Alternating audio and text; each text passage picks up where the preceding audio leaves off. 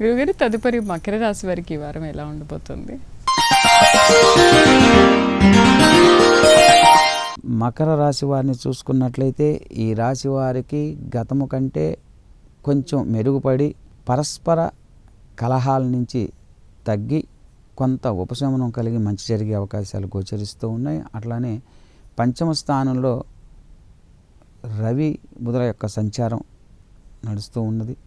అట్లానే చతుర్థస్థానంలో కుజుడు చక్కగా అనుకూలంగా ఉంది. హోదాలో పెరుగుతాయి, ప్రమోషన్స్ ఉంటాయి, జీతం పెరిగేటటువంటి అవకాశాలు ఉన్నాయి. గతము కంటే ఈ వారంలో వృత్తి ఏ వృత్తుల్లో అయినా ఉన్న ఈ రాశి వారు ఏ వృత్తికి చెందిన వారైనా కానీ వారి వారి వృత్తులలో మెరుగైనటువంటి స్థితిని పొందే అవకాశం ఉంది. అది మీడియా కానివ్వండి, ఎలక్ట్రానిక్స్ అని కానివ్వండి. అదేవిధంగా గణాంకానికి సంబంధించి అకౌంటెన్సీకి బ్యాంక్ రంగంలో పనిచేసేటువంటి వారికైనా కానీ వృద్ధి చెంది మంచి ఫలితాలు పొందే అవకాశాలు ఉన్నాయి. రాజకీయ నాయకులకి మాత్రం అంత అనుకూలంగా లేదని చెప్పవచ్చు. ఈ వారం మాత్రం ఈ రాశికి చెందిన రాజకీయ నాయకులకు మాత్రమే. అలానే కుటుంబ విషయాలన్నీ కూడా చక్కగా ఉంటాయి. కొద్దిగా కుటుంబంలోనే భార్యాభర్తల మధ్య పరస్పర కొంచెం విభేదాలు ఉండే సూచనలు గోచరిస్తూ ఉన్నాయి.